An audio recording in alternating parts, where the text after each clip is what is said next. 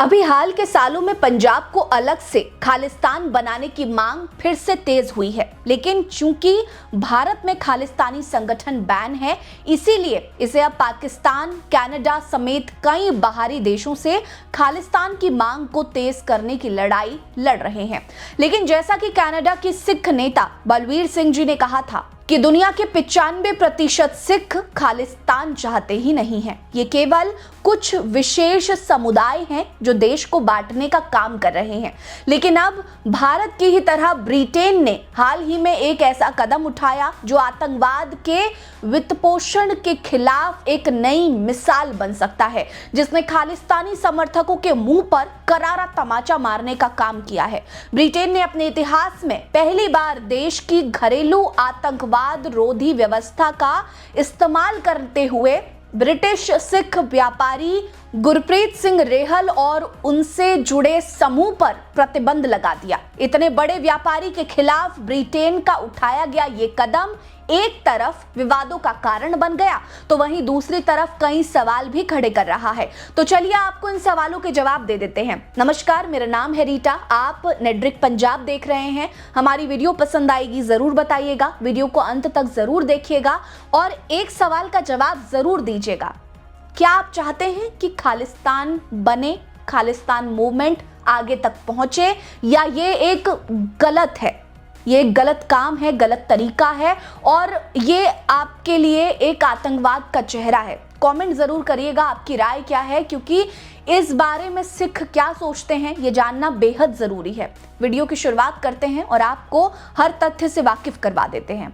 दरअसल भारत में खालिस्तानी मूवमेंट पर लगी रोक को विदेशों से फलित करने के लिए उन्हें अच्छी खासी रकम दी जा रही है और इसी कड़ी में ब्रिटेन रेहल और उनके संगठन पर प्रतिबंध लगाया गया है। ब्रिटेन का दावा है कि रेहल और उनका समूह भारत में सक्रिय खालिस्तानी समर्थक संगठन बब्बर खालसा को फंडिंग मुहैया करा रहे थे। आतंक विरोधी गतिविधियों के खिलाफ उठाए गए इस ऐतिहासिक कदम से न केवल आतंकवाद की फंडिंग पर रोक लगेगी, बल्कि भारत विरोधी गतिविधियों को भी भारी झटका लगेगा। ब्रिटेन के ट्रेजरी विभाग ने रेहल को लेकर और खुलासे करते हुए बताया कि Rehal Punjab warriors supporters investment firm से जुड़ा हुआ है और उसका संपत्तियों की पूरी जानकारी के लिए ब्रिटेन में मौजूद सभी संपत्तियों को फ्रीज कर दिया गया है। साथ ही रेहल को किसी भी कंपनी का निदेशक बनने से बैन कर दिया गया है। इस बात की घोषणा हुई है।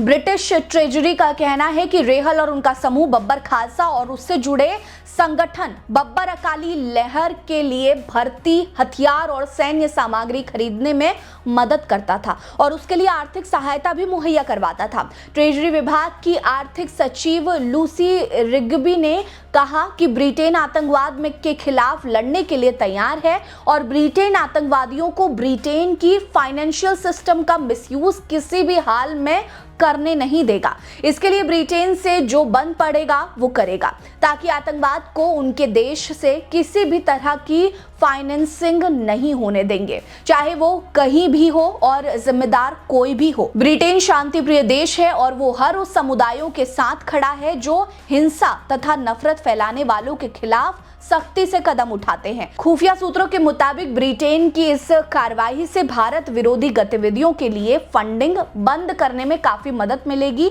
पंजाब वॉरियर्स और मोरेकाम्बे एफसी ने भी बयान जारी कर कहा कि उन्होंने रेहल और उसके समूह से अपना हर व्यापारिक और सामाजिक संबंध खत्म कर दिया है। विदेश मंत्रालय के प्रवक्ता रणधीर जायसवाल ब्रिटेन से उठाए इस कदम की सराहना करते हुए कहा कि ब्रिटेन सरकार के इस कदम का स्वागत करते हैं। यह आतंकवाद और उग्रवाद के खिलाफ वैश्विक लड़ाई को मजबूत करेगा और अवैध फंडिंग तथा अंतर्राष्ट्रीय अपराध नेटवर्क पर अंकुश लगाएगा। ऐसे व्यक्ति और समूह न केवल भारत और ब्रिटेन बल्कि पूरी दुनिया के लिए खतरा पैदा करते हैं। इसी बीच ब्रिटेन में व्यापक स्तर पर कार्रवाई के दौरान अवैध रूप से काम कर रहे 171 लोगों को गिरफ्तार किया गया, जिसमें भारतीय नागरिक भी शामिल है। गृह मंत्रालय की प्रवर्तन टीम ने पिछले महीने ऑपरेशन इक्लाइस के तहत विभिन्न शहरों और कस्बों में दस्तावेजों की जांच की। विशेष रूप से न्यूहैम में 4 भारतीय और बांग्लादेशी नागरिकों को अवैध अवैध काम के आरोप में हिरासत में लिया गया।